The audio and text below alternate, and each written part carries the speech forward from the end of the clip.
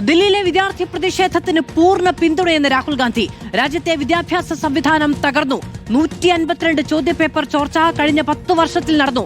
ലക്ഷക്കണക്കിന് കുട്ടികളെ ബാധിച്ചിട്ടും സർക്കാർ ഒന്നും ചെയ്യുന്നില്ല. വിദ്യാർത്ഥികളുടെ ഭാവി സംരക്ഷിക്കപ്പെടണം. ധർമ്മേന്ദ്ര പ്രധാന്റെ രാജിക്കും മോദിയുടെ മാപ്പിനും ശേഷം വിദ്യാഭ്യാസ സംവിധാനം ഉടച്ചുവാർക്കണമെന്നും രാഹുൽ ഗാന്ധി. CJP പ്രതിഷേധത്തിനിടെ ദില്ലി പോലീസ് വിദ്യാർത്ഥികളെ തല്ലിച്ചതയ്ക്കുന്ന വീഡിയോ പ്രദർശിപ്പിച്ചായിരുന്നു രാഹുൽ ഗാന്ധിയുടെ വാർത്താ സമ്മേളനം ആരംഭിച്ചത്.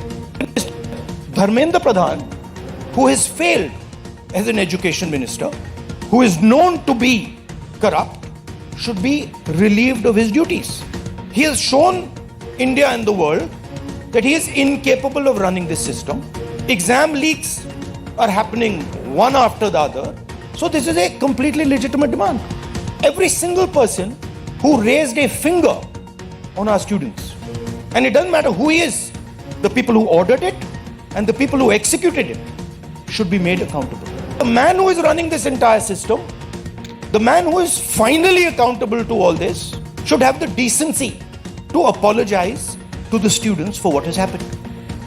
നോബൽ വാരിക്കാരൻ വിവരങ്ങളുമായി ചേരുകയാണ്. നോബൽ, ഇന്ന് പ്രതിപക്ഷ നേതാവ് മാധ്യമങ്ങളെ കണ്ടു. വളരെ കൃത്യമായി 3 ആവശ്യങ്ങൾ ആണ് വിദ്യാർത്ഥികൾ മുന്നോട്ട് വെക്കുന്നത്. അതില്ലാതെ മുന്നോട്ട് പോകാൻ കഴിയില്ല എന്ന കൃത്യമായ സന്ദേശം കേന്ദ്ര സർക്കാരിന് മുന്നിൽ വെച്ചുകൊണ്ടാണ്. എത്രത്തോളം കോടി രൂപ ചെലവഴിക്കുന്നുണ്ട് ഓരോ വർഷവും വിദ്യാഭ്യാസത്തിന് വേണ്ടി, അത് സർക്കാരും വിദ്യാർത്ഥികളും എന്നത് ചൂണ്ടിക്കാണിച്ചുകൊണ്ട്, എത്ര പേപ്പർ ലീക്ക് ഉണ്ടാകുന്നു എന്നത് ചൂണ്ടിക്കാണിച്ചുകൊണ്ട് 7.5 കോടി വിദ്യാർത്ഥികളെയാണ് ഇത് നേരിട്ട് ബാധിക്കുന്നത് എന്ന് വിളിച്ചു പറഞ്ഞുകൊണ്ട് എന്താണ് ഈ രാജ്യത്ത് നടക്കുന്നത് എന്ന ചോദ്യം മുന്നോട്ട് വെക്കുന്നു രാഹുൽ ഗാന്ധി.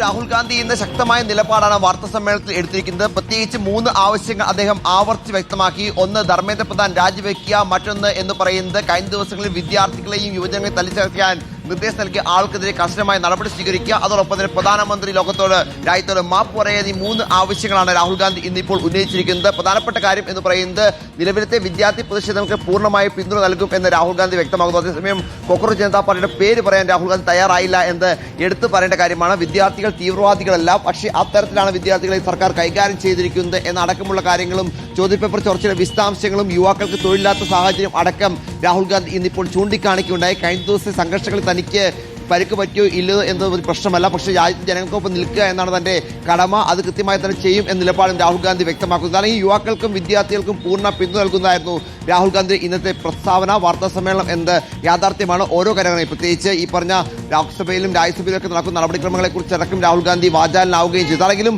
വലിയ പ്രതിഷേധം ഈ വിഷയത്തിൽ വരും ദിവസങ്ങളും തുടരും എന്നതിന്റെ സൂചന കൂടിയാണ് രാഹുൽ ഗാന്ധിയുടെ വാക്കുകൾ എന്ന കാര്യത്തിൽ സംശയം വേണ്ട. മാധു.